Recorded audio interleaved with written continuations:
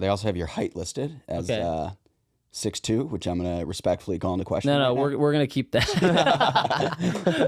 No, I'm 6 foot, so I like to say 6'1" with shoes on. You probably are 6'2" with heels. With heels, With heels yeah. on, 6'2". Yeah, when he wears for his sure. heels. Yeah, I know. Zane When he likes puts on Parris' heels. Yeah, exactly. Zane definitely puts the heels on the weekend. Yeah, 5'11" heels. Nothing wrong with that. 100%. You live in Austin, so it's acceptable. Boots. Your girlfriend was a pageant queen, so This is sure true. she has She's a some- pageant queen, and I'm a weekend queen. Oh my god, that's amazing. Jeez. Dane wonders why he's bad at this game. Jeez. Okay, let's see. Oh, let's go. God damn it. 1 for 1. This episode is powered by Mitopure from Timeline, the #1 doctor-recommended supplement for longevity. To save 10% off your first order of Mitopure, go to timeline.com/dink. That's TIMELINE.com/DINK.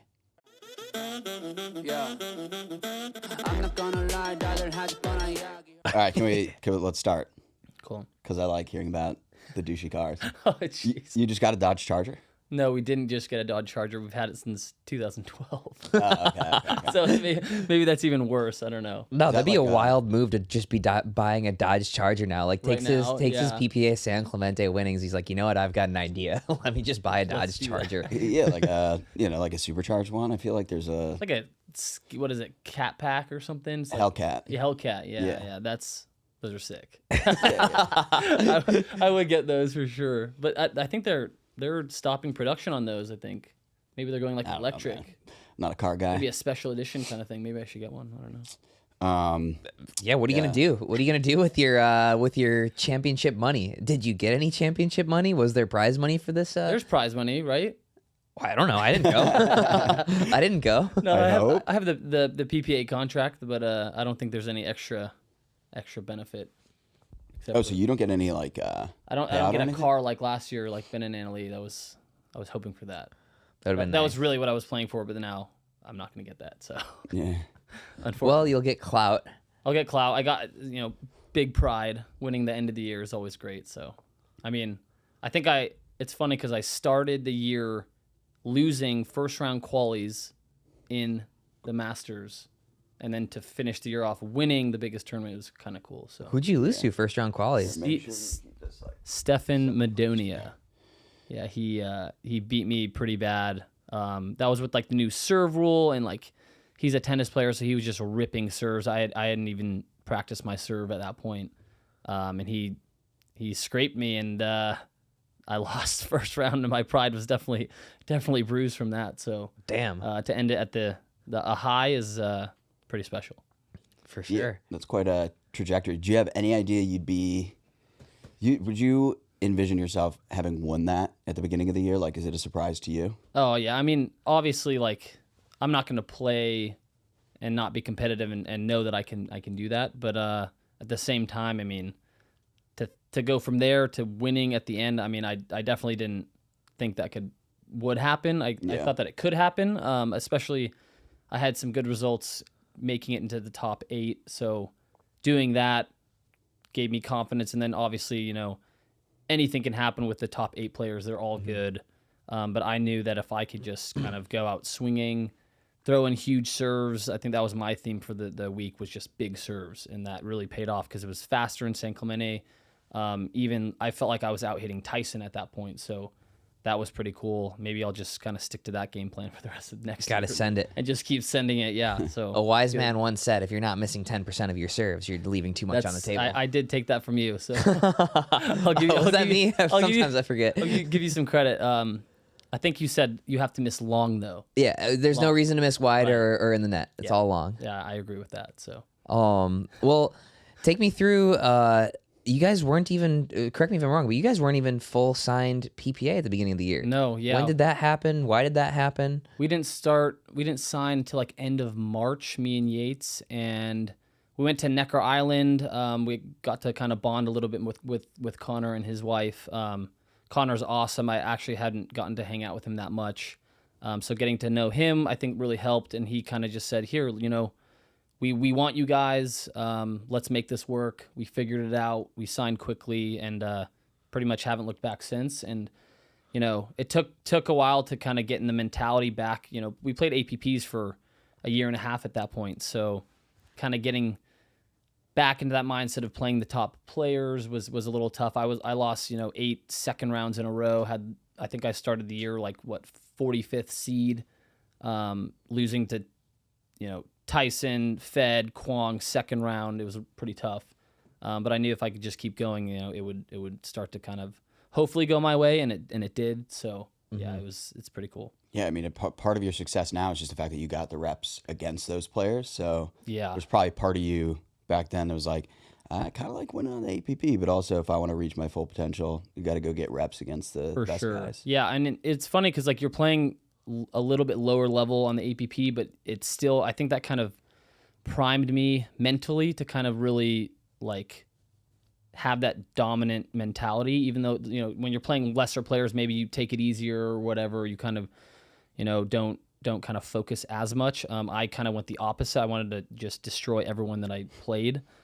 So I think I just had to see a different ball coming back on the PPA, playing those top players, knowing that my game still matched up with theirs. I just had to kind of get back in the rhythm of things and just go balls to the walls, basically. Yeah, well, I mean, I think in pickleball, it's far more difficult to win when you're expected to win versus the underdog mentality. Mm-hmm. You can let it fly a little bit more, have nothing to lose when you're the underdog. And so at APP, every single team is an underdog to you in singles or mixed or men's.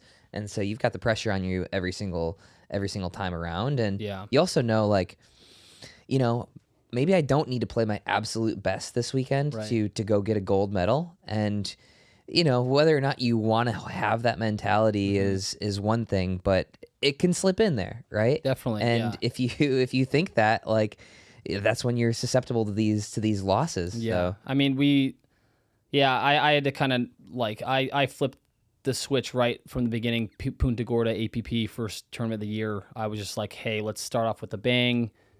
I won singles, we got bronze in doubles, and then me and Parris won mix, and then I just wanted to keep continuing that theme. But yeah, there was times where, you go a little closer with kind of lower level teams, and you're kind of what the heck? And so confidence wise, I mean, it's definitely a mental process, because me and Parris would sometimes, lose to a lesser team, and we're gosh, what the heck? And luckily you could kind of work your way back in the draw, get back to the finals, and we would every time. We didn't lose too much, in the early rounds, but it happened a couple times, and you just kind of slap yourself, and you're hey, okay, I got to take this a little more seriously and focus a little more, just because sometimes the players, your level lowers just to kind of, I don't know, try to compete, but you should be always looking for that top level. Mm-hmm. But yeah, just being on the PPA Tour is the best thing ever now. Easier mentality, in my opinion, because you're playing the best players, so you kind of give yourself nothing to lose. Yeah, you kind of give yourself nothing to lose. But now that I'm kind of riding this confidence, you just know that you could still beat anyone on any given day as well. So it's great. Yeah. So switching over, what are some things that you'd miss now from the APP Tour? Do you like the fact that you could rebound from winning everything? Well, yeah. I mean, obviously that, right? But do you miss the come around through the back draw? What are some things that you're hey, look, I wish the PPA actually did this? Ball. Honestly, I mean, I actually like the Vulcan ball.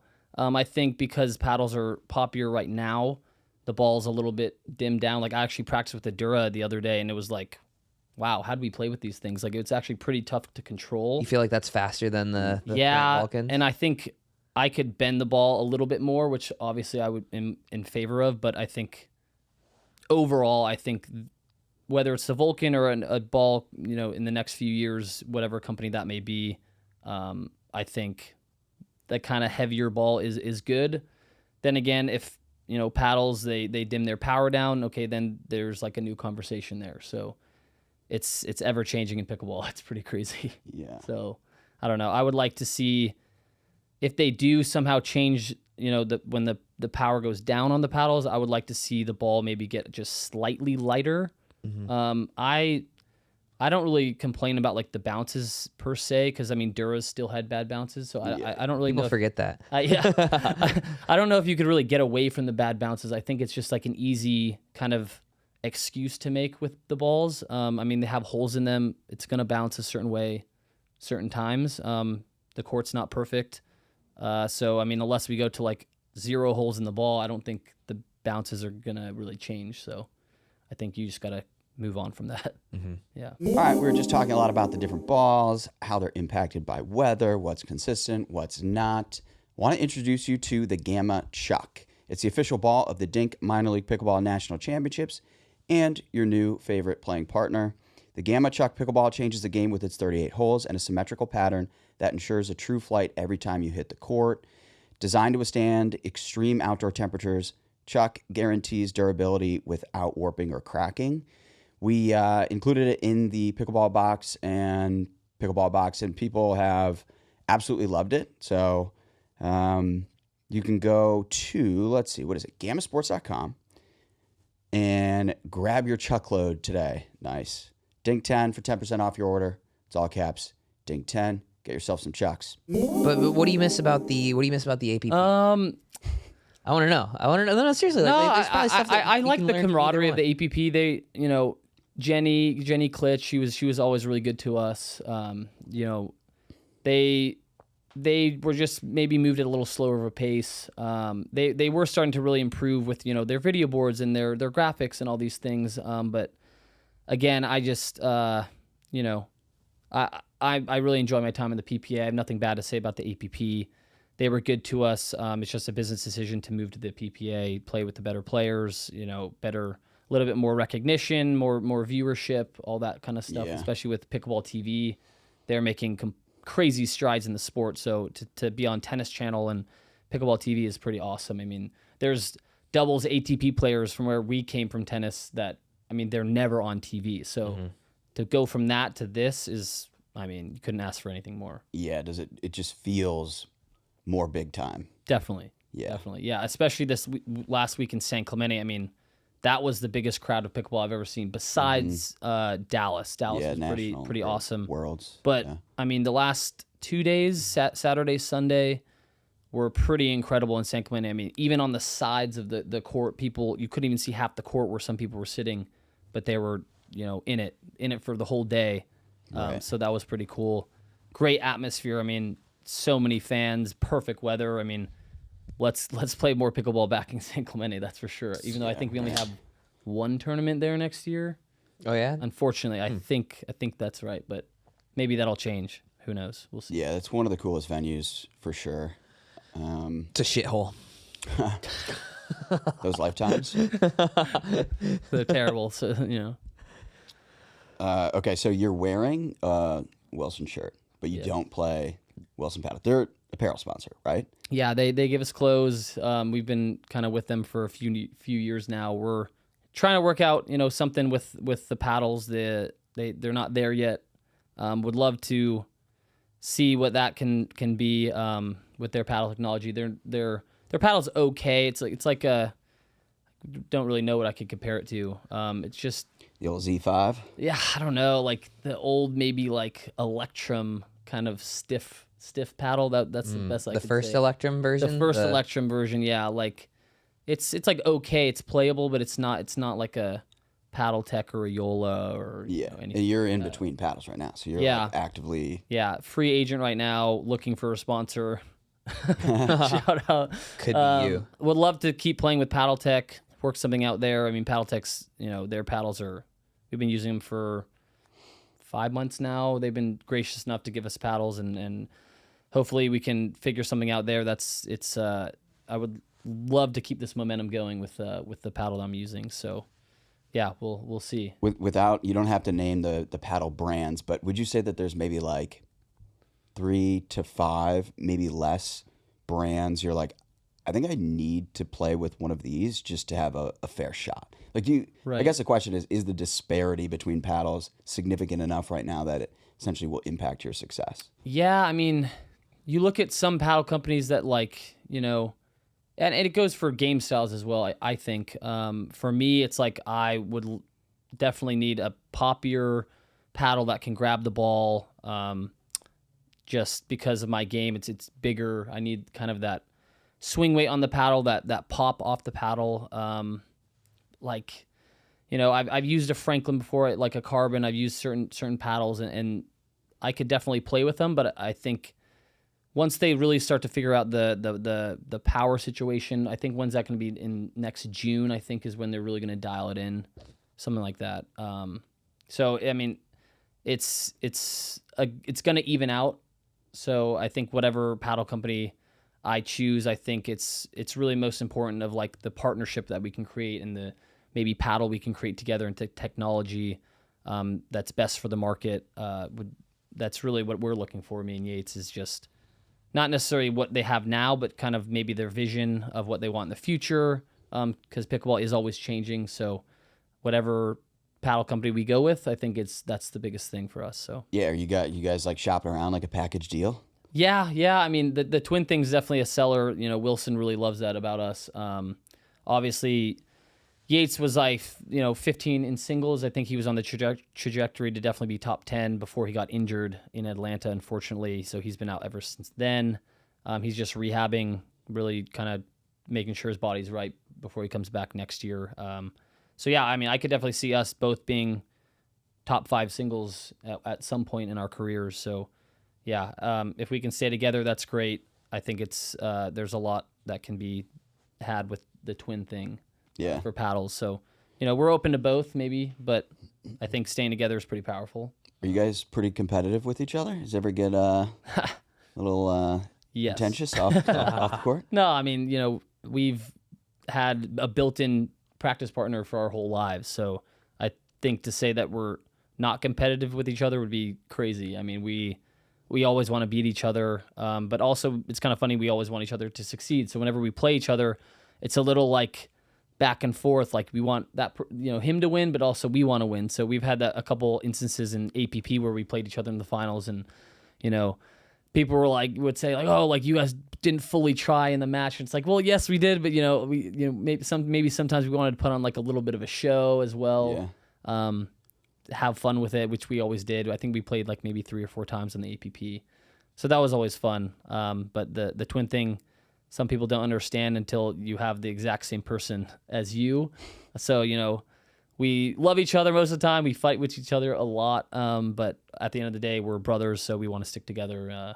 And ultimately, family is family. So PPA website says you are 24 years old. I'm pretty sure that's not the case, right? That's not the case. Yeah. I wish I could say I'm 24 again. 28, 29? 30. 30. Yeah. Welcome, brother. Yeah, I know. If he's 30, he's dirty. We've hit the peak, the pinnacle of life, so it only goes downhill from here. No. They also have your height listed as 6'2", which I'm going to respectfully call into question. No, we're going to keep that. No, I'm 6 foot, so, I like to say 6'1" with shoes on. Yates would say he's 5'11", soft 5'11". So you probably are. 5'11". I would say he's a little shorter. You probably are 6'2" with heels. With heels yeah. On 6'2". Yeah, when he wears sure. his heels. Yeah, I know Zane when he puts on Paris's heels. Yeah, exactly. Zane definitely puts the heels on the weekend. Yeah, 5'11" heels. Nothing wrong with that. 100%. You live in Austin, so it's acceptable. Boots. Your girlfriend was a pageant queen, so This is true. She's a pageant queen, and I'm a weekend queen. Oh my god, that's amazing. Jeez.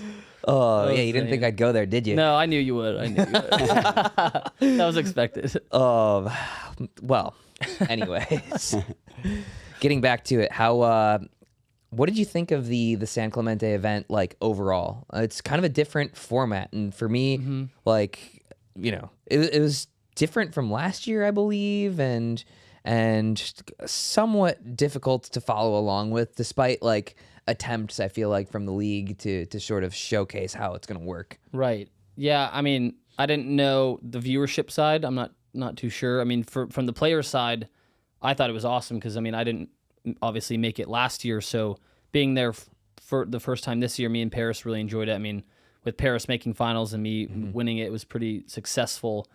But I thought thought it ran pretty smooth. Honestly, I don't know from the viewership side. What's your take on that?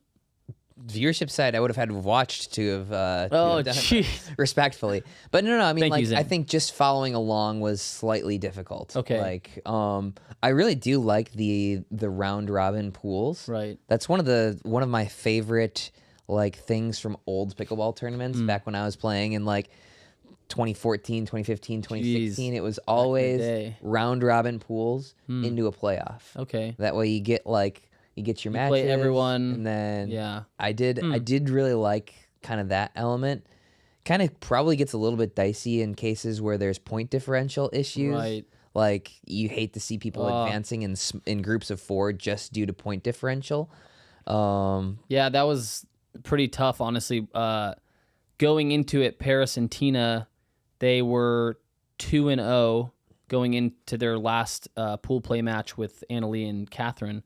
And honestly, like, we were talking, we're like, hey, like, go out there, fire away, like, nothing to lose. You already made it out of your pool. But then what we didn't realize is because Annalie and them weren't 3-0, they had lost a match, that 3 teams were 1-2-1, something like that.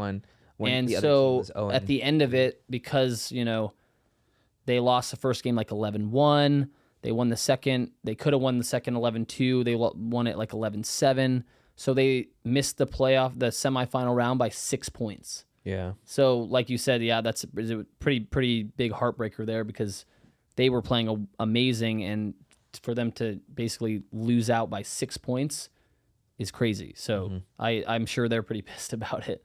But I think the round robin was pretty cool. You kind of, it keeps it fair. Like it kind of shows like, who the best of the best is at that point, like, or at least for that weekend for sure, because you get to play all 3 people in your pool. Even like Connor Garnett, he was 1-2, but still made it out of his pool and then made finals. So, I mean, I did not mind the format. It was pretty nice for me, only being in singles, having 1 match a day. That was pretty enjoyable, honestly. So I could kind of rest and recover pretty quick, and then fire away in the match, and then rinse and repeat. So it was awesome. Do you think Tyson's back in singles? Jeez, I don't know. The guy's like Iron Man. He like gets pushed down, and then he just somehow comes back and has like an incredible week. I mean, he's just a dog. I mean, I know he works harder than probably most of the players out there. He takes his health pretty seriously, his recovery pretty seriously. So to see him out there, I thought was pretty great. And when I played him, I didn't really know what to expect. I saw the matches he played earlier in the pool play, and he was firing. He was out hitting pretty much everyone. I mean, even the commentators were saying his serve was just on fire. So I had a game plan, just basically out hit him, and it worked.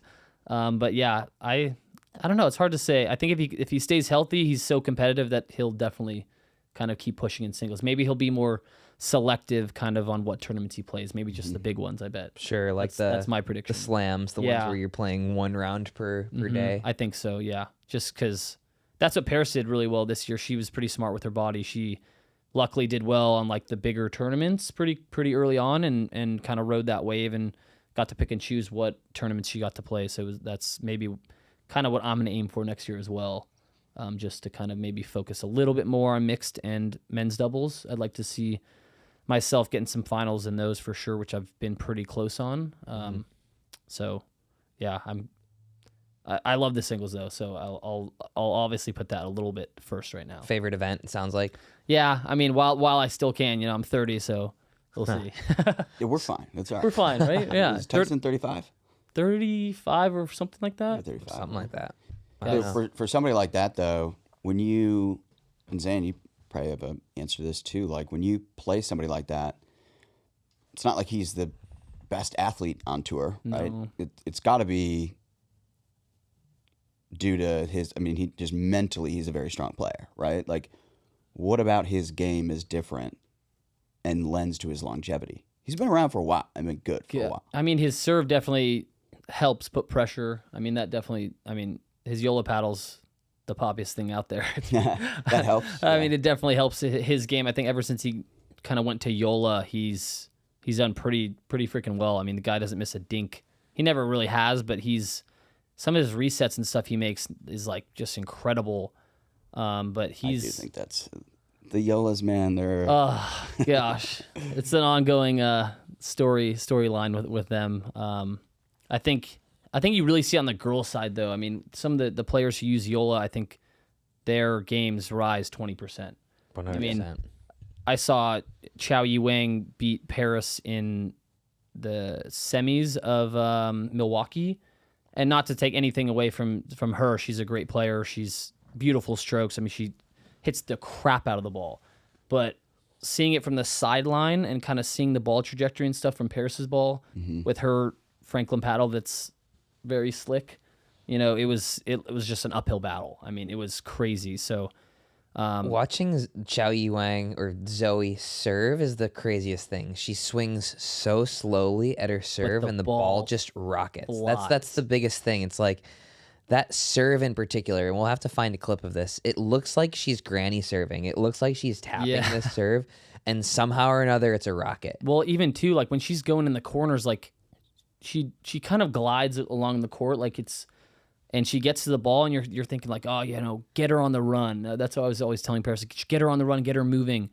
All of a sudden, she's like in the corner, just blasting forehand winners cross when Parris comes to the net on like a pretty smart ball, and I'm like, not sure really what to say to that, Parris. Like, I don't know how to help you here. Like, this is like an uphill battle. So, yeah, I don't know. The paddle talk is just ongoing.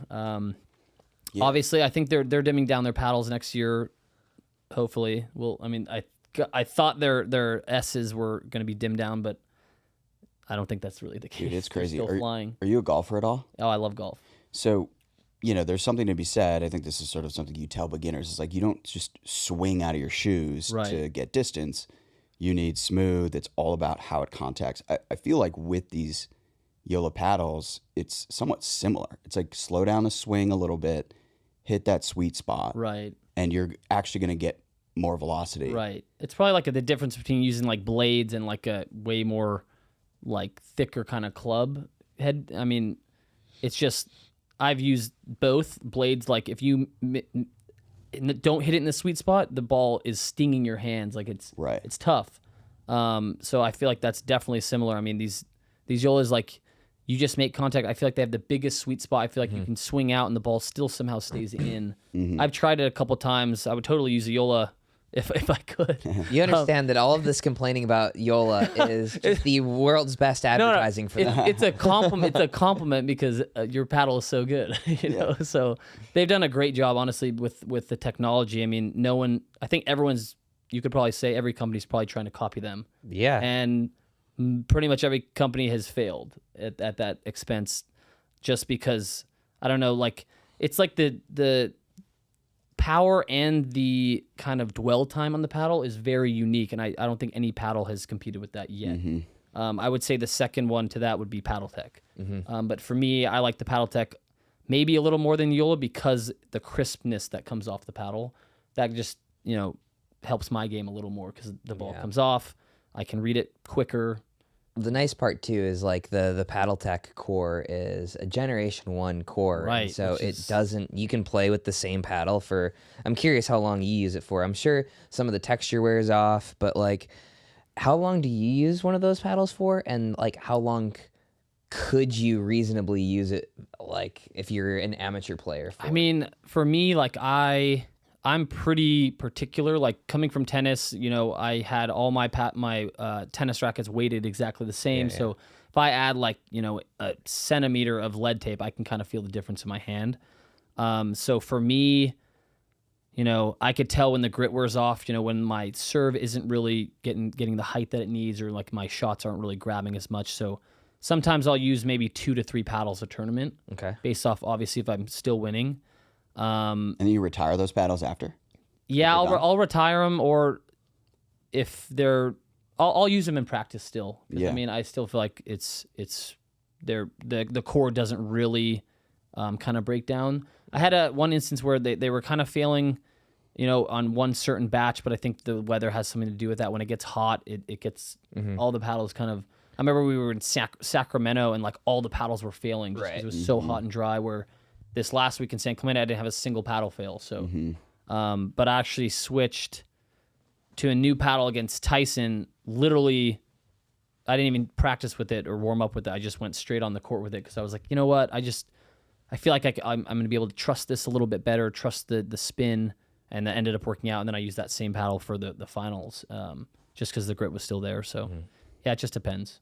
Yeah, depends on the kind of atmosphere and the heat and all that stuff. So. Gotcha. But overall, I think they last a decent amount of time. They don't really get delammed, so I think for amateur wise, they're a great paddle for sure. Yeah. I feel like if you want like kind of that pop from Yola, but you don't want the paddle to be unusable like 3 weeks later, I feel like that's the Paddletek's probably the next best thing for sure. Yeah. All right, we're all getting older. Tough to maintain that energy. And you might be like me where you try caffeine, you do some energy chews or something like that. But let's talk about Mitopure, because I think it's a unique solution to the decline of energy, especially when it comes to playing pickleball. It's a health supplement that's in a class of its own. It's not your average supplement. It's designed by over 15 years of dedicated scientific research to go straight to the source of age-related decline, your cells. And it gives them the energy they need to renew themselves and keep you feeling younger and stronger for longer. So it's not the Band-Aid solution, right? It's the long-term solution. Here's just an interesting fact, okay? In just the first 2 days of use, mitophagy begins, and after 2 months of use, muscle endurance increases by over 17%. Overall muscle strength increases by over 12% after 4 months of use. So it's a lot different than taking that energy supplement the day of. This is a long-term solution to fixing your energy. Stop being sluggish, play more pickleball. And by the way, for those wondering, because I was, mitophagy is a process that removes damaged or unnecessary mitochondria from a cell. To save 10% off your first order of Mitopure, go to timeline.com/dink. That's TIMELINE.com/DINK. All right. Well, I want to ask, we've asked this a bunch of times because I feel like 2024 was a year of real flux in men's singles in particular, of all the different divisions. I mean, men's doubles as well, but Ben's not the dominant player in singles or men's doubles that he had been. But is he still number one in each of those regards? I don't know. I'm curious if you had to power rank the top 5 men's singles players, who would you pick? Actually, wait, let's not power rank it. Let's rank their... No, let's power rank it. Power rank it. Power rank it. Gosh, that's tough because Ben just has been so consistent for so many years. I think it's just kind of proves the point of how fast pickleball is growing and how much better people are getting. They're taking it more seriously. Obviously, that helps. But gosh, I mean, I would love to put myself one because technically I finished, one at the end of it. Sure, at this all. second. If we power rank this you second. are number one. I guess, am I number one? Can we consider that? Yeah, just I don't know. I feel like my game matches up well against pretty much a lot of players. I think when I can, mentally and physically be at my best, I feel like I can beat anyone. So maybe I put myself one. I don't know, but I think at this moment, I would definitely tie with Fed just because Fed. I mean, I was looking at the point differentials. Like has so many points, and I'm kind of thinking, okay, how far away am I from taking that number one spot? And it just proves how consistent Fed's been. Yeah, you're not close, homie. I'm not close. You're closer than me, but now? You're not close. So Hunter has 8,225 Is that recent? points. Is that? I don't know today? if that's through. I don't know if that's through. I don't know the how many last points I tournament. got last week. Fetty has 19,700. Fed, come on. So Fed is a little bit more than double. What does but Ben you have? are Ben's at 11,800. Dang. You're knocking on the door with Connor. Okay. So you're within striking distance of Ben and Connor. Okay. You are. If you keep working really hard, you can. Well, their points are going to drop off. true. Beginning of the year. My point. I don't have points until end of summer. So. And you probably There's haven't my hit your advantage. cap of points, right? So every tournament that you play, you will win full points from. Right. Because I think they take 16. 16 events. Now they take 17 from me, I guess, because of the finals. So, yeah, I mean, gosh. So I would say me and Fed, tied number one. Obviously, I think Ben is definitely still right behind there. I mean, he's still so consistent. I mean, maybe he's not triple crowning, but I think people can overlook his dominance and his kind of mental he's just one of the smartest players you can see out there. I mean, he's able to, just like Annalie, what I've really noticed is they can change their game plan in the split second and do the right thing for as long as they have to until they have to change it again. Right. So I've actually kind of learned from that, especially seeing Parris play Annalise so many times this year, just seeing how her mom can coach her, and she's so receptive of just like all of a sudden she's throwing in lob serves and high forehands, and you're like, why is she doing that? And you just kind of have to look at that.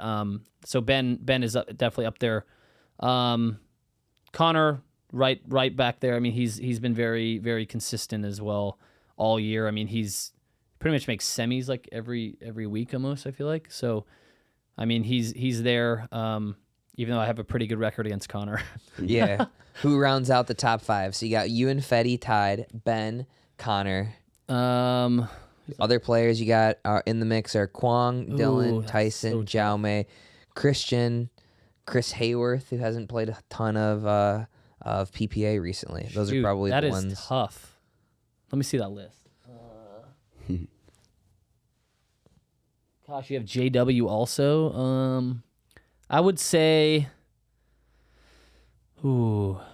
based off of just overall, I think I would have to give Tyson that number 5 spot, just because, he's been injured, and then, you would think that no way he makes the end of the year, and he still made end of the year after not playing singles for a lot of tournaments. So I think that kind of shows face of how well he's done in those big moments, even though he was injured. So I think I'll give Tyson that fifth spot for sure. Okay. Yeah. Who do you like personally? And Zane's number 6. Oh, thank you. Just outside the top 5. Appreciate Let's bring back that spin serve. Bring back the spin serve, and we're talking. Jeez. That thing sucked.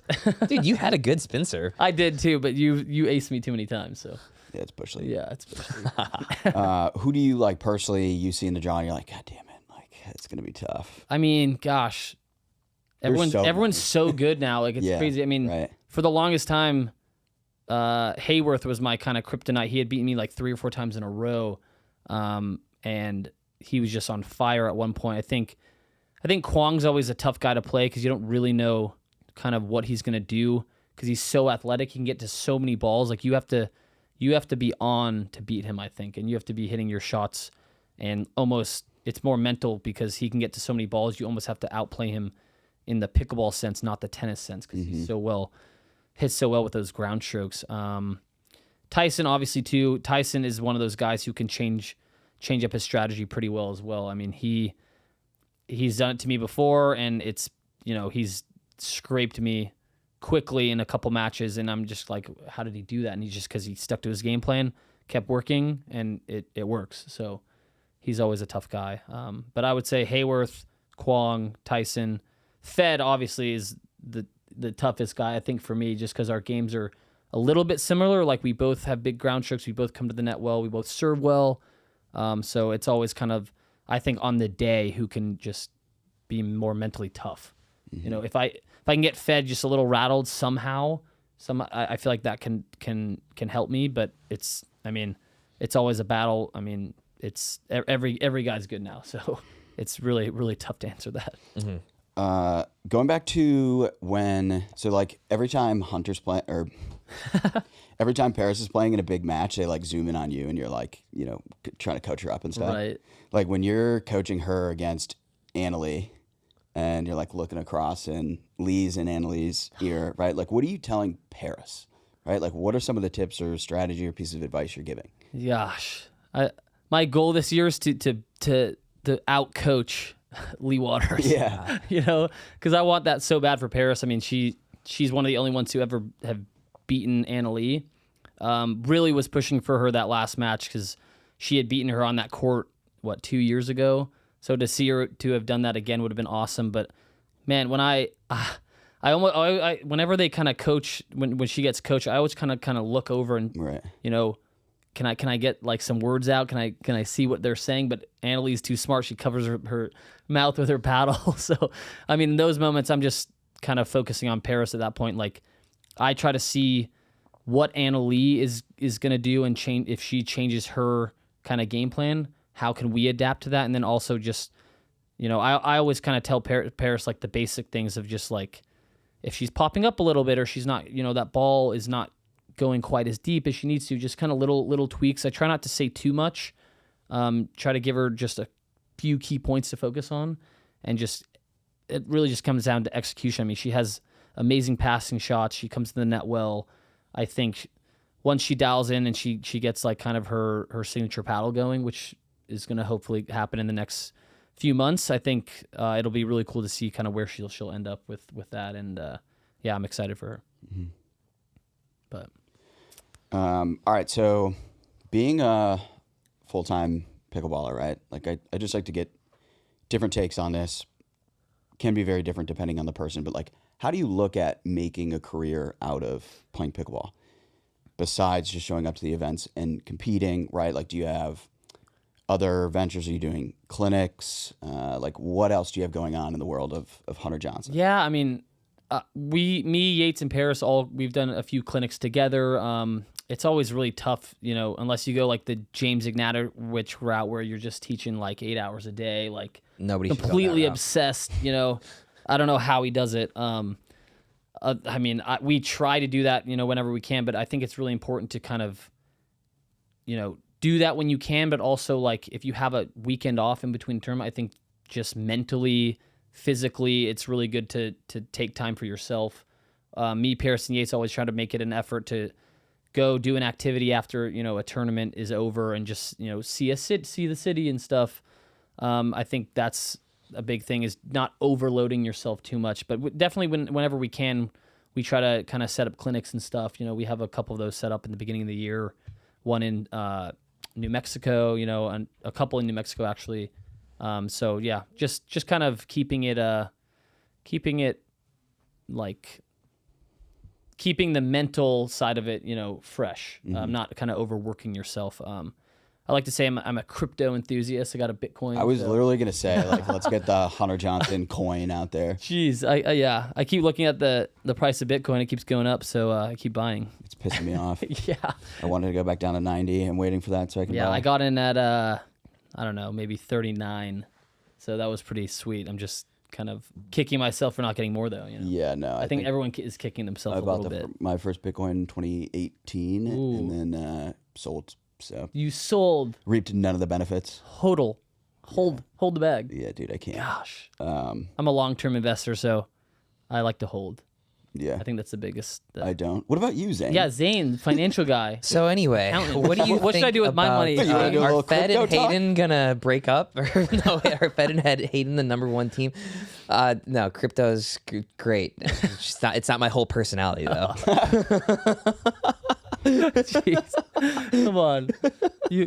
I think isn't Ben like really into crypto? Yeah, he was at one point. He was like the first guy to take a payout for winning a tournament in crypto, and that was like 2-3 What was that for? ago. MLP or? No, I think it was PPA. Really? Yeah, That's very smart. yeah. I mean, depending on what crypto was. Right. Yeah. I'm sure Ben's smart, so he probably got it at a good price. I don't know. You can do Ben John's coin. I bet that would do all right. And then bet that would you sell. rug pull. Right. That's how you make I'm on money the as a hawk pickleballer. the Oh coin yeah. now. Oh jeez. That's what she did. I know. Oh, she pulled the rug, right? Yeah. Yeah. Dude, it she was a just- $500 million market cap, and then she rug pulled. Oh my. Now people are saying she's like going to go to jail. I mean, What a whirlwind for That's- her. as a For sure. person. Hopefully she makes it to Mexico first. right? Like that's what all these Rodney Grubbs, Bernie Madoff, Hawk Tua, make your bank, right? right. And go And to piss off to Mexico or wherever to never be seen again. Costa That's Rica. where they all, Costa Rica. Yeah, Belize. Belize. That's where they go wrong. Jeez. Yeah. Um, Any all right. fraudster out there that needs advice, come. This is your guy. He'll get your accounting right, So or some wrong. Of those, or wrong. some of those off-court activities you're doing to decompress in between tournaments. Does that entail you, Parris, and Yates going shopping for the same outfits to wear on the courts together? I mean, definitely me and Parris. Yeah. She'll get Yates a couple Aloe hats here and there, but Aloe used to make some really nice on-court stuff. They haven't really done that lately. So come on, Aloe. I'll take a little sponsorship. At one point, Parris was dressing me every single match on the PPA, like Yeah. just pastels, like just Right. nice. It If was you're looking like, good, I don't feeling want to good. wear that, does she just? Oh, like I didn't want to at first, but then she'd get put me it. in some like light, some pink maybe. She hasn't done that yet, but I'm just Maybe waiting some for salmon, easy into it. I have a salmon shirt she made me Yeah, wear, yeah. so No, off court stuff. We definitely don't all three match. That would be kind of weird. Well, I'm talking about on court. You go shot or on court or on court. Yeah, I don't know. But the activities we do, we'll anything adventurous. We always like to. When we're home, my parents have a boat. We'll go on the lake. We always like to just keep it fresh. Go sightsee, especially in cities that we've never been before. Go experience the food, go do all that. So, it's just great to have like a team all together, me, Yates, and Parris all traveling together. Sometimes our parents will join here and there on tournaments. So it's always nice to have, that camaraderie. I think it'd be a lot tougher to travel by yourself, week in and week out, especially, it'd get a little bit lonely, I think. So we have something good going. We're going to keep it going. It's pretty nice. So. I got a couple of noob questions for you guys. When it comes to paddle weight, I was having a conversation the other day. Okay. And it kind of went toward putting extra weight on the bottom of the handle. Do you guys do that? Do you know anybody who does that? I do not. Try and create that like counterbalance? No, I do not like doing that. I've tried it. I think coming from tennis, like my game style, I like the weight at the top because I need like my paddle head to come through. Right. That's what I thought. I think for me, like, you look at a Hayden Patriquin, he keeps all of his weight in the handle and right at the kind of bottom part of the throat. Yeah, but that would be like to create that. I don't know. Like I think it's good for, he doesn't have a tennis background, so I think it's an easier thing for him to figure out because the weight is basically distributed to his hand rather than further away from it. So for me, like seeing him hit a ground stroke, like I'm pretty analytical. So when I see him hit a ground stroke, I can see the paddle almost dragging where like in my mind, when I don't have enough weight at the top of my paddle, I can feel it dragging as well. And I just can't pinpoint the shots that I need to. So I've actually changed my paddle to like, I used to just go pretty much all the way around to get it to like 9 ounces. I've moved it down to 8.2 ounces. I pretty much only put the weight at the sides and the top and then a little bit on the two corners. And it's only 8.2, so I still get that paddle head speed, comes through, but then, it's really helped me in doubles, I feel like, because the paddle's not as heavy. My hands feel a lot better. I can flick the ball still, so that's kind of what I do. Are there any limits on that? Like how much weight you can put on a paddle? I don't think so. I mean, There aren't. at one point, I think, Pablo was at like 12 ounces. Like, it's like heavier than most tennis rackets. Eden Leica was like 13, 14. That's Dude, insane. I forgot about And he had good Yeah. hands, like, but his biceps are bigger than my thighs. Well, all he had to do was get his paddle in the way, and it then just boom, rocket. Jeez, Yeah. yeah, that's. I feel like you would get some elbow pain, wrist pain. For sure. I mean, gosh, that's. I just don't understand. I guess I don't get the benefit why. I feel like you would put weight at the butt, in the butt cap, only if you like a certain balance of paddle. Right. Right? There's no actual benefits to having it in the butt cap. It's just added other weight, than I feel like. it's just adding unimportant weight. Right. All it does is change the balance point, really. Right. I do think like towards the top of the grip and into the throat area is like a pretty common area because I feel like that's a spot where you can get a little bit bigger sweet spot and you can generate a little bit more pop and still keep the paddle relatively head light. So there are some benefits to putting it around the throat and whatnot. And, the obvious benefits are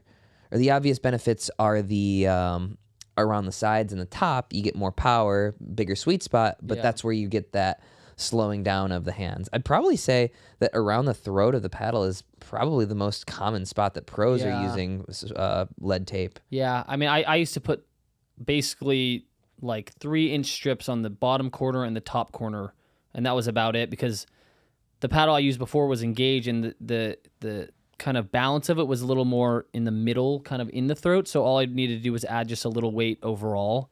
For me, it's the sweet spot that really helps is adding weight, because I can definitely feel a difference in that. But then, it was still a little heavy for me. So, the Paddleteks are a little more head heavy. So really, it's nice for me because I don't have to put as much weight. I can just plop it on really quick. They're head right at the heavy, but top. really light to begin with, right? Like Not- the balance, they're like what, No. 7.7 to begin with, aren't they? Yeah, 7.8? like 7.8. I would Mine's- like, yeah. That's true. But it's all at the top because Right. of the kind of, it's a long grip, but a bigger head. So.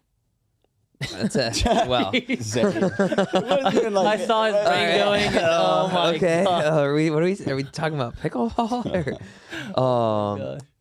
So that's the thing. You can't really take weight in a vacuum. Weight by itself means almost nothing, right? My paddle with Pro XR is about 8.2, but it's super headlight, and you pick it up and Really? you're like, oh, this feels light. Huh. A Paddletek, one of the ones that you're talking about, I'm like, it's the weight's in the head of it. So, and even though it's only 7.8, it's like, oh, if you were to pick up my paddle and a Paddletek, you would think that a Paddletek was heavier.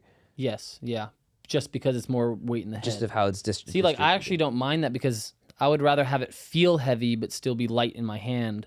Like the weight I'm holding is still 8.2 ounces. Yeah. So I don't know. It's just it's a preference. I would like to tinker with it a little bit, maybe for doubles, like have a paddle that has a little more weight at the bottom, because I feel like Hayden again does a really good job with that paddle because he can just absorb and just flick kind of wherever he wants to. So there's definitely advantages to that, especially in doubles. So, but again, singles is king right now. So anything I can do to keep the single side of it going and still improve my doubles, that's what I'm going for. Do you guys know of any players who have different paddles, or at least different like weight distribution lead tape wise between singles and doubles? Yates does. I think he uses. I think he changes. I think doubles he uses the 13.7 and the singles he uses a 12. Yeah. But he's been tinkering with that. I'm not sure. He uses a heavier paddle in doubles than singles? He uses the thicker paddle. thicker yeah. okay. So, because he feel like it's a little better for dinks and more control.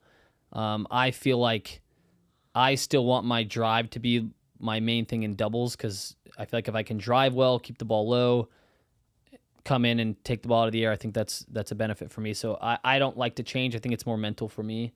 I like to have the same feel in my hand every single time. I know exactly what I'm getting. Consistency is key for me. So yeah, if you were just gonna play one or the other, right? Like if I was only ever playing, or if you were only ever playing singles again, I think that the vast majority of pros would be bumping the weight up of their paddles considerably. if it was just singles, If it was just single, for sure. In singles, you don't need quick hands nearly as much in singles. Right. The main disadvantage of lead tape is the fact that it slows your hands down. Yeah. The main advantage of lead tape is bigger sweet spot and more oomph behind your shots. So I think if most players were playing only singles, they'd be bumping up those lead tape amounts by probably like 0.2, 0.3 ounces. Yeah. But it's just like, you also don't want to have to switch back and forth too much, right? Yeah. Like you want to have one paddle that you can use for both and just get really dialed in with it. So sort of splitting the difference, I'd say. Definitely. I agree.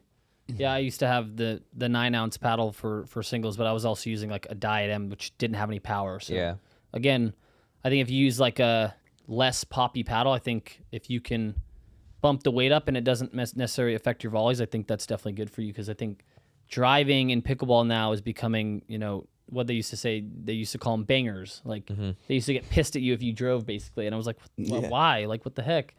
So now I think it's becoming more of a driving crash game. That's what me and Zane are going to do when we play, right? Hell yeah, brother. 100%. Which one do we have? We have, I think Mesa. Mesa, watch out. Watch out. There's going to be a lot of driving, a lot of crashing. Fast conditions there. I like it. Who's playing the left? We're going back and forth, baby. Hell yeah. Yeah. Just play straight up. Oh, yeah. Yep. Is that? Straight up is so back. Do we see that for like sure. a decent amount?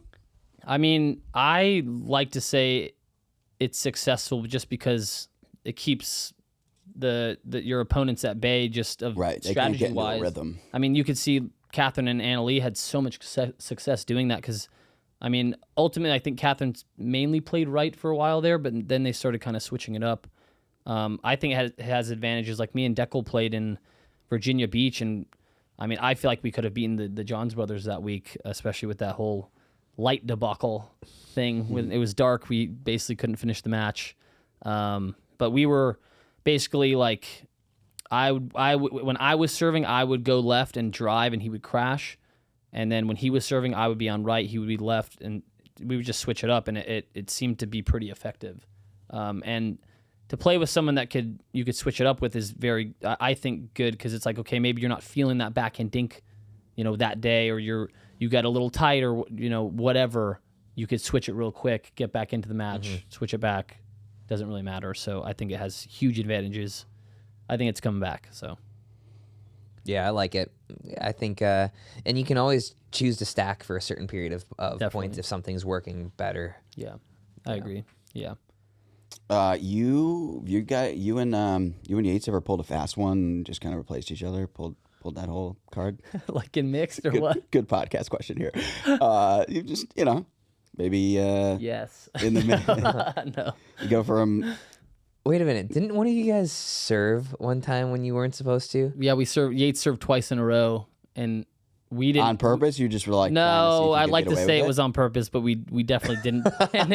Because, like, you play a point, you don't even know what side you're on, you don't even know what score is. Like, Yates just grabbed the ball again and served, and somehow But that was, I remember, when you used to lose the point if you're on the wrong side or whatever.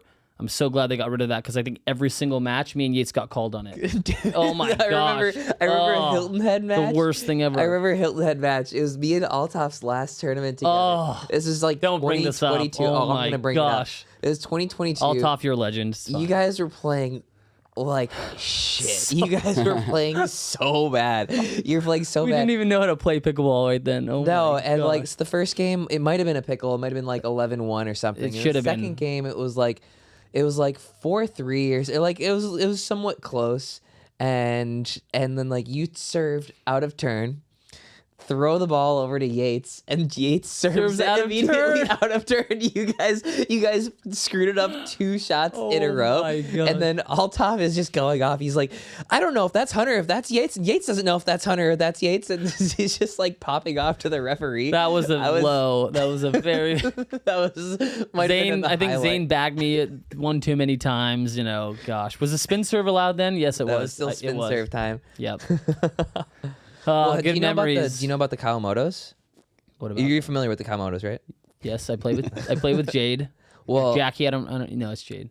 No, well, do you know that there's actually a third Kawamoto? Jasmine. I did some investigatory. You're lying. No. I did some investigatory research. Okay. There's a third Kawamoto, and when one of the Kawamotos gets tired, have you ever seen a Kawamoto tired? I just don't believe whatever. Have you ever seen a Kawamoto tired? Just answer the goddamn question. No, I've never seen the. You've never seen a Kawamoto tired. That is because they tap in Jasmine, who's ambidextrous and can fill in for either one of them when needed. So, blowing the cover here. You ever do something like that? You don't have to laugh at this stuff. We just move on to it. Honestly, I don't know how your brain works, Zane, but it's magical. It'll be the subject of many studies. Yeah. No, me and Yates were triplets at one point, but we both ate the other twins. You guys are the dominants. Mm-hmm, yeah, but Yates is a little shorter than me. I kicked him out, and then I stayed in the womb 22 minutes longer, got more nutrients. That's why I'm taller. Nice. Yeah. So checks out. Yeah. So to say who wins in a fight, it was definitely me. Yeah. Let's see. Well, when you won your first MLP, or I'm sorry, your first PPA of this year, right? It was Atlanta. Mm-hmm. That's when you did your first sort of big shout out to Thomas. Yep. Is that correct? Yep. And I really appreciated that. Yeah. Thank you. Yeah. Thomas Wilson. So recently Thomas came back out and made a statement for the first time in a long time. People had been, wondering what's been going on with him, and it was a hard spot for him because if you watched his clip, you had no idea. Yeah. Can you talk a little bit about your relationship with Thomas and just what's been going on? Yeah, I mean, Thomas is like a brother to me and Yates. I mean, we've gotten super close with them, him and Brittany, I mean, over the pickleball years, the last 2 years. So, yeah, we knew what was going on behind the scenes. They wanted to keep it a little bit private, obviously, out of respect, just because, they had no idea what was going on. At one point, he had his heart issue that everyone knew about, and no one really knew any answers because they didn't know any answers. So, now that he's come out with it, everyone kind of knows that, he's been struggling to basically breathe with his lungs and stuff. So it's been a tough journey to kind of go with, through that with them. We can't really do much. They couldn't do much. I think they, like he said in the video, he and Brittany had just left to Denver to try and go get some more answers at a special facility. So, yeah, my kind of theme throughout the year was he was on my MLP team. I was so excited to be able to play with him. We were going to play a bunch of tournaments together on the PPA tour, and just to see that happen so randomly, so quickly.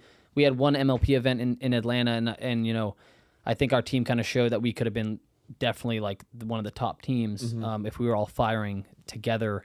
So for him to be out quickly, it was tough. So I think my theme throughout the year, and Yates's as well, was just playing for Thomas, especially the Mad Drops. I mean, they've been awesome.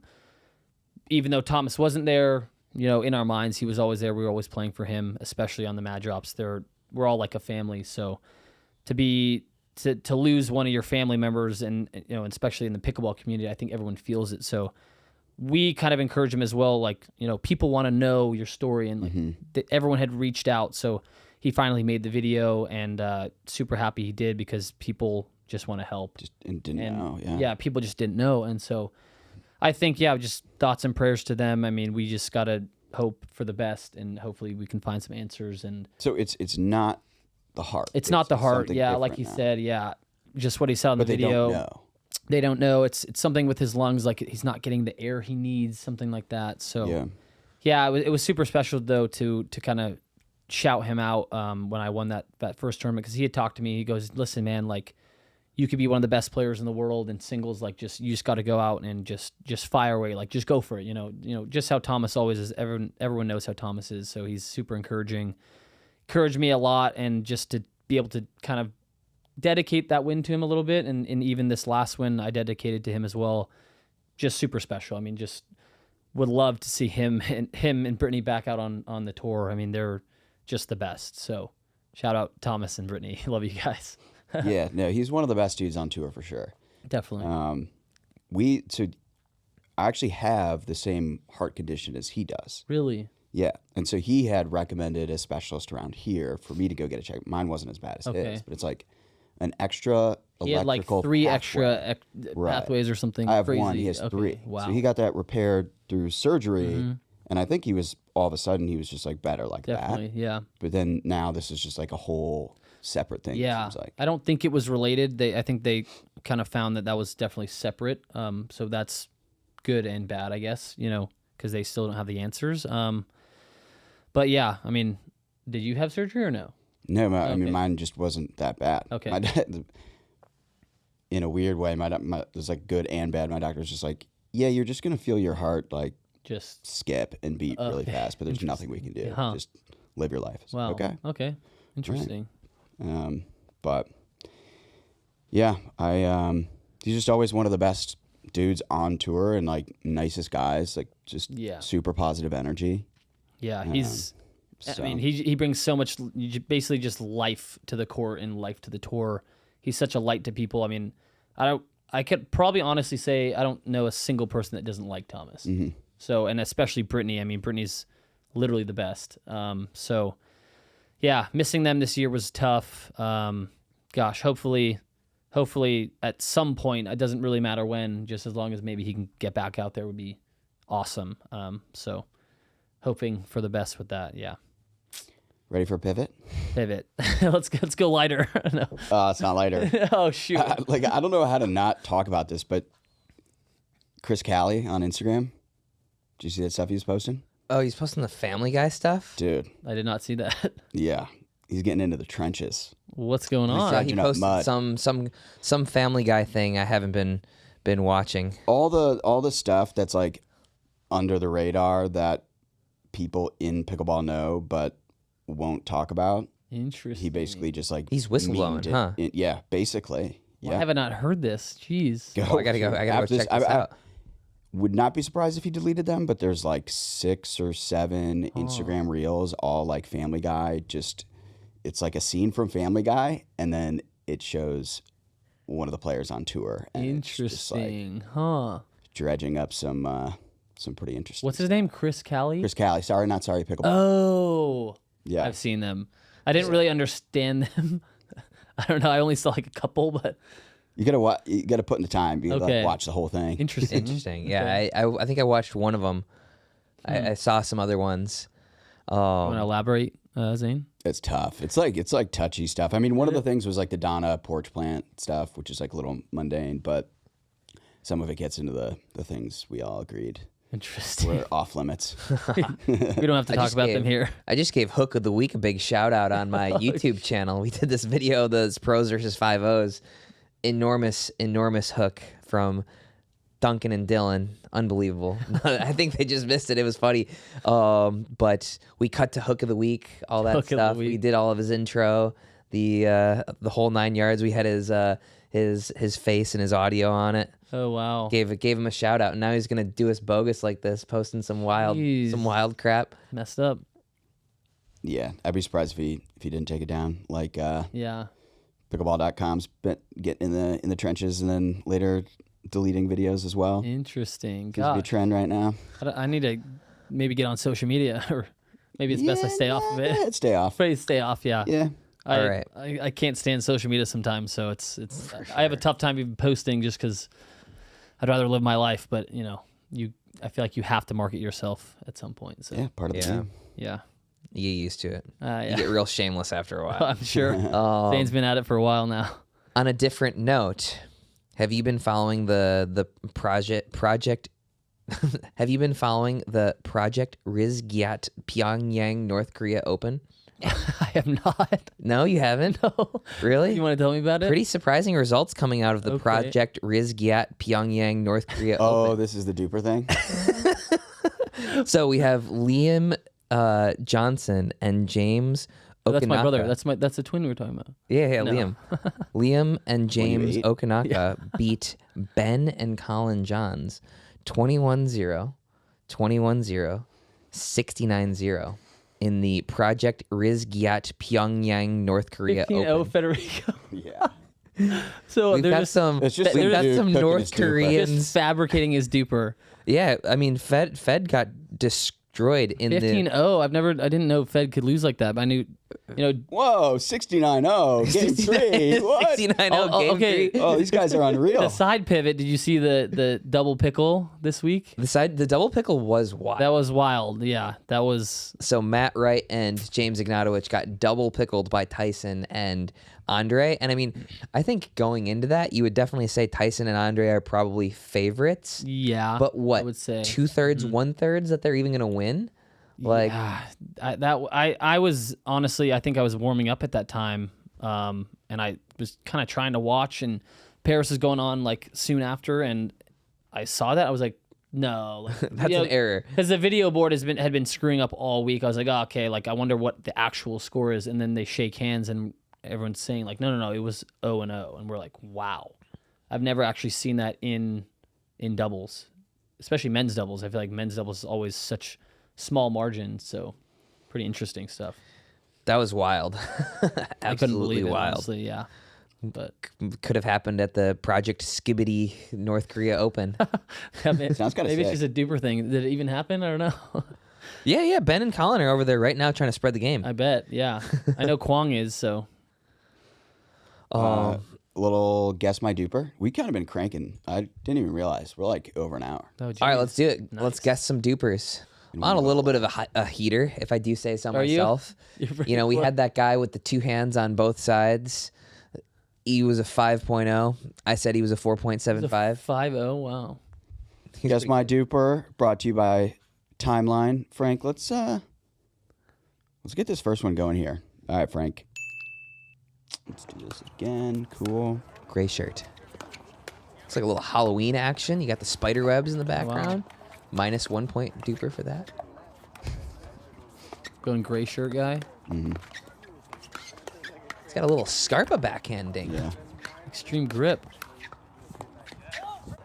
Great movement. Ooh. Ooh. I don't like that technique. That two-handed backhand that- decision there Ooh, was. ooh. That I like guy that and guy laying it all on the line. Is that Chris Hayworth? Yeah, It is, isn't it? Uh-huh. Is that Gabe Joseph he's playing with? No, that's a Selkirk guy. I forgot his name. Ooh.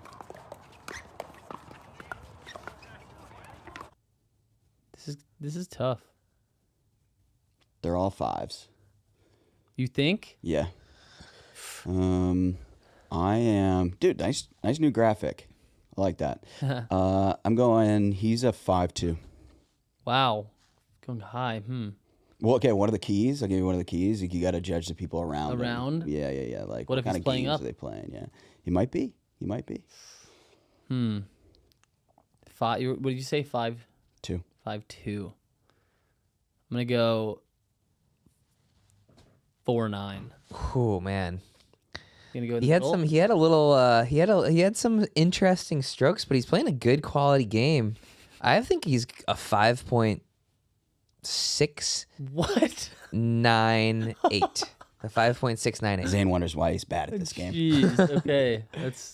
Let's see. Oh, let's go. God damn it. 1 for 1. 4-8. 100% reliability. Come on. Here you go, Aaron. Unbelievable, Aaron. That's great. Dirty. All right, Did you next dirty. one. Guy was 5'6", good. Zane. He's out there playing with me a Chris Hayworth. Break. This looks like a nice It's facility. like a money ball. I want to know what this facility is. It's a little gray. Blue shirt. That's some interesting strokes. Is that Mick? No. Got a lot of action on his swing. Dang.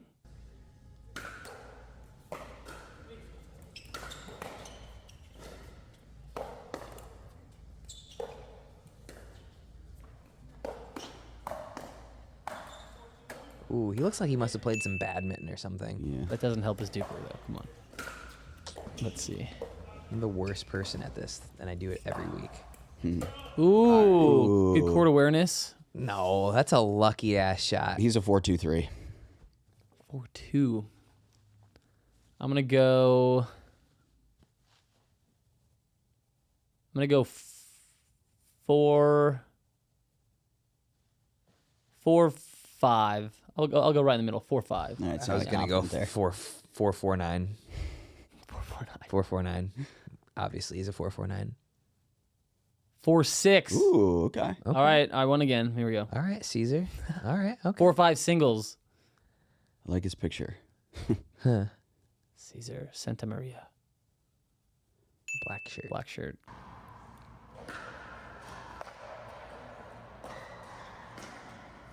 Loopy. Ooh. It's high level. You're nasty. Ooh, is this Okay, This is person Arizona. travels. It's Arizona. Would this be a U.S. Open? No, this is at the Mesa. Mesa. Oh. Broken ankles. Damn. She just shoved him. I don't know. That was a tough one. That it wasn't enough. Like we needed to one gauge. more clip. 5.25. 5-2.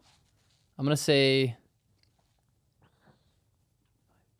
5-3.2. No, Yeah, you- 5-3. 5. I'm going 5-3. You guys are being generous. He's a 4-6. 5. Oh, it's Will. Okay, that makes Okay. sense. Look at that ratio. Oh, is that? Look at that ratio. 10 following. Pickleball 40 gymnast? followers. Yep. Dang, 5-3. That's a little high. Look at that ratio, though, man. Yeah. Not good for him. He might be the most followed DUPR account after Ben. Jeez. 40. How many does Ben have? It's a good question. Yeah, it is a good question. Do we have another one? Nope, that's it. Guess my DUPR in the bag. Anything else we want to cover? Zane boy? Hunter? I don't think so. I think we talked about a lot of stuff. Yeah, we Been cruised. great. It was We'll good. send this over to your legal team for approval. Yeah. So. Cool. Thanks. That's Pickleball. Thanks for coming on. Thank you guys. Appreciate it. It was fun. Good stuff. All right. Yeah. I'm not gonna lie, daughter had gonna